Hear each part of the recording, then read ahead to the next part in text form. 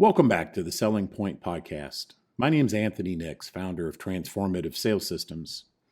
And today I'd like to talk a little bit about something that just frustrates CEOs and business owners alike.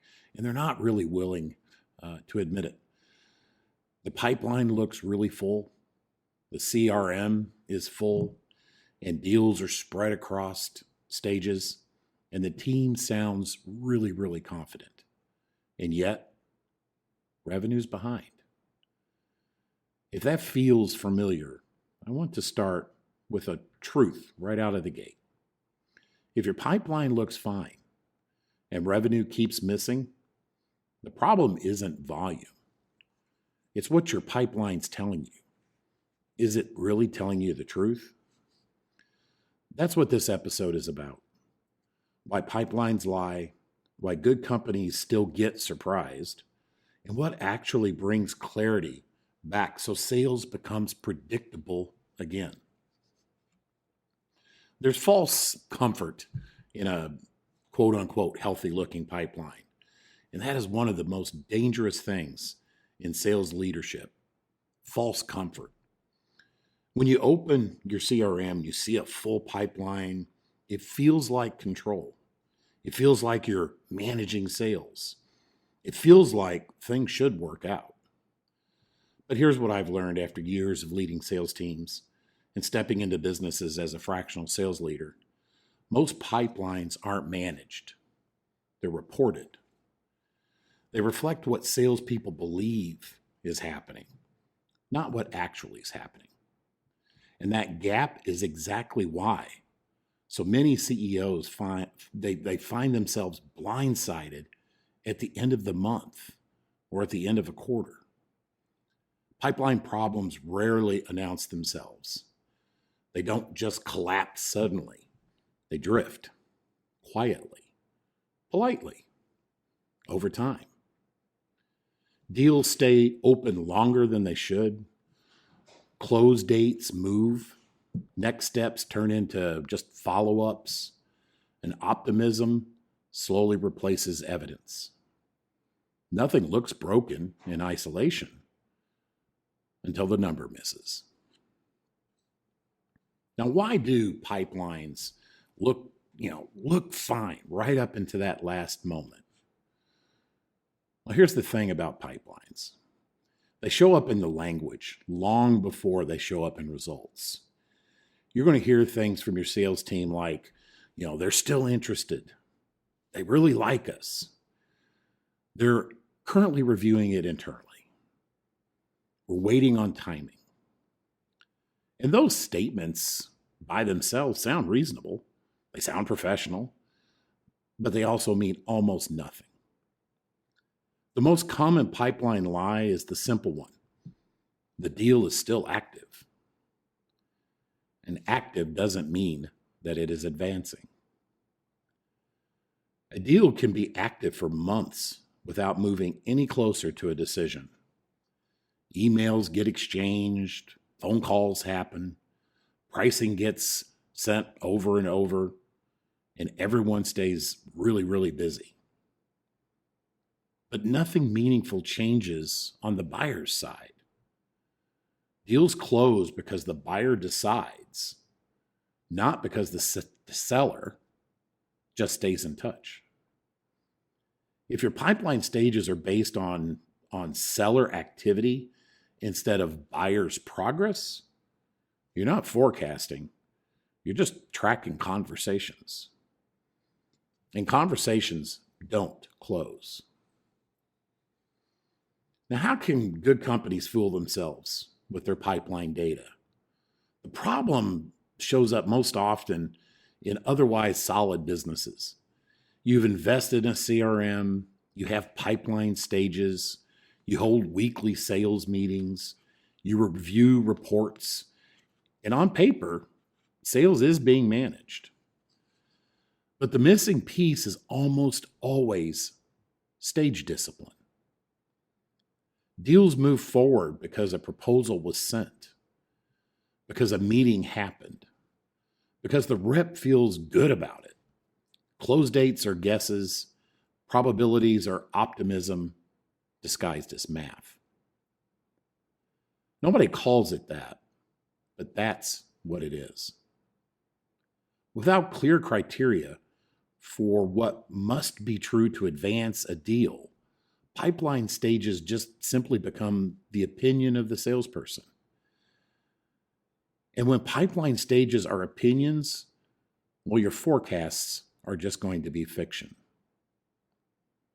That's how you end up with a pipeline that looks very healthy, but it can't be trusted. Now, why do forecasts miss when activity is really high? Salespeople get pushed. Activity spikes, meetings multiply, everyone works harder. But forecasts don't miss because effort was low at the end. They miss because the truth was avoided much earlier in the process. If there isn't a defined decision process, a real decision maker, and a scheduled decision event, the close date is just a guess. It might be an educated guess, but it's still a guess. Multiply enough guesses across your pipeline, and you end up with a forecast that should hit, but it never does. That's why end-of-the-month scrambles are so common in so many companies. And then discounts start to appear. Concessions get made. Leadership promises to tighten things up next month. Next month rarely changes without structure. Now, what is a reported pipeline versus a managed pipeline? And this distinction matters more than most honestly realize. A reported pipeline tells you what salespeople think is going to happen. A managed pipeline tells you what is likely to happen. In a managed pipeline, stages mean the same thing to everyone. Deals only move forward when the buyer's behavior changes. Next steps are scheduled, not suggested, actually on a calendar. Risks are identified early, not explained later. Coaching happens before the deal stalls, not after it dies. Most small and mid-sized businesses don't have a pipeline volume problem. They have a pipeline leadership problem. Without leadership, pipelines drift towards optimism because optimism feels better than truth in the short term. But here's the thing. Truth always shows up eventually, and usually as missed revenue. So why does this get harder as a company grows? Early on, founders had an advantage. They were close to the deals. They knew which opportunities were real and which ones were just actually wishful thinking. But as the company grows, that intuition disappears and must be replaced with structure. If it isn't, sales leadership just becomes part-time. Meetings turn into updates, and CRM hygiene replaces deal strategy. That's when pipelines stop telling the truth. Not because people are honestly, are being dishonest, because nobody's forcing clarity. Now here's a one question that, if asked weekly, will help change everything. Now, if you want to tighten your pipeline quickly, you need to stop asking this. How's the pipeline? And the question that question in itself invites just summaries and stories.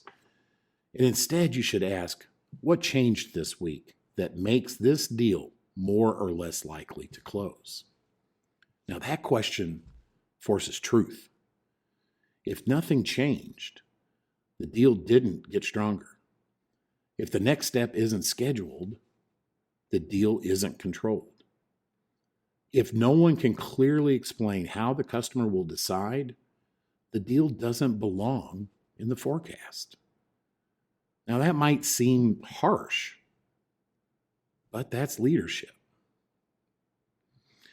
Now, let me give you 3 warning signs that your pipeline might be lying to you. And I'm going to give you these as we start to wrap up. But I think these are important. And I see these over and over again right before pipelines miss revenue. They're not dramatic red flags. They're actually quiet signals. And most CEOs sense them before they can explain them. So warning sign number 1, you can't clearly explain why deals are stalling.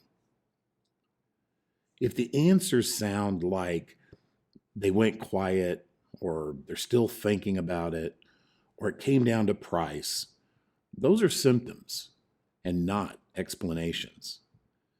When you can't pinpoint where deals are breaking down in the buying process, the pipeline is already lying to you. Before a pipeline can be trusted, you should be able to say where deals get stuck and why. Now, here's the second warning sign that you should be paying attention for. The pipeline sounds busy, but vague. Now, if your pipeline conversations are full of, they're interested, or they really like us, or we're waiting on timing, that's just the optimism of the salesperson and not clarity. A healthy pipeline has specificity. You know who decides, how they decide, when the decision happens, and what could get in the way, what obstacles or objections there could potentially be to derail the opportunity. And without that, adding more deals only adds more noise to your sales pipeline. Now, here's the last one. Pipeline reviews feel like reporting instead of leadership. So if your sales meetings feel like just a status update, your pipeline has already started to drift.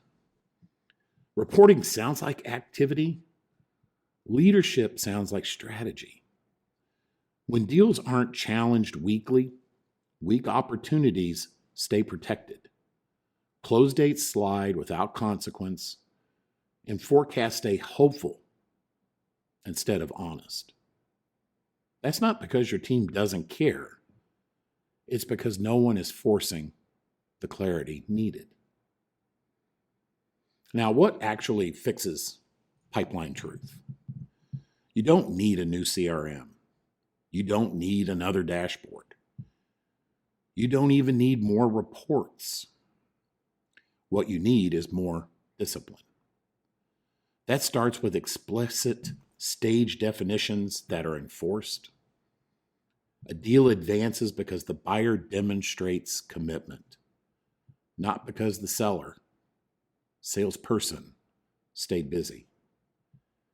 It continues with weekly pipeline reviews designed to create clarity and not comfort. Then comes coaching. And that's not cheerleading. Coaching that improves deal thinking. Why this deal? Why now? What happens if they do nothing? Who decides? Finally, accountability. Deals that don't progress don't get protected. They get challenged, and if the challenge can't be met, they get removed from the pipeline. Now, I've watched this over and over, and most CEOs are really surprised by what happens next. The pipeline shrinks at first, but that's not failure. That's reality replacing hope. And a smaller pipeline built on truth will outperform a larger pipeline built on optimism every time.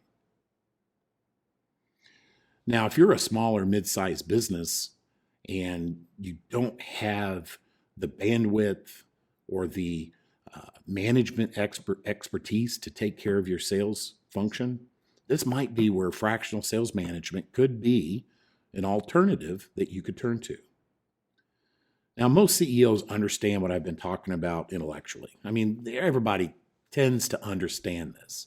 It's just when the real world gets involved, things start to fall apart. And real time constraints, those are real. For a CEO or an owner, having enough bandwidth to cover everything that they need to do on a day in and day out basis is hard.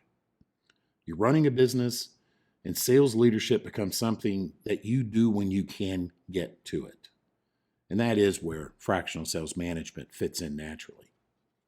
FSM provides consistent leadership focused on pipeline truth, forecasting, discipline, coaching around real deal progression, and accountability that doesn't destroy culture, but in fact builds it.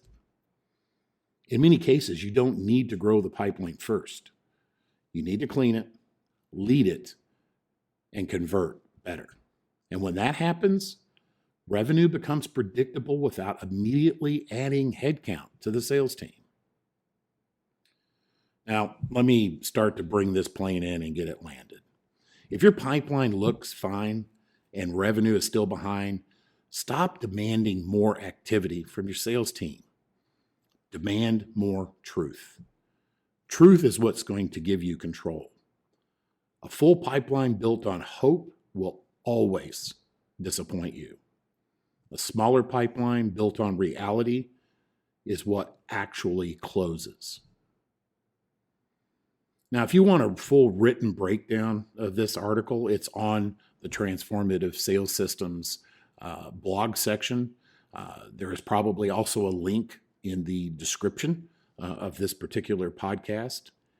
And in the next episode, we're going to talk about why sales meetings don't fix performance when they aren't actually coaching.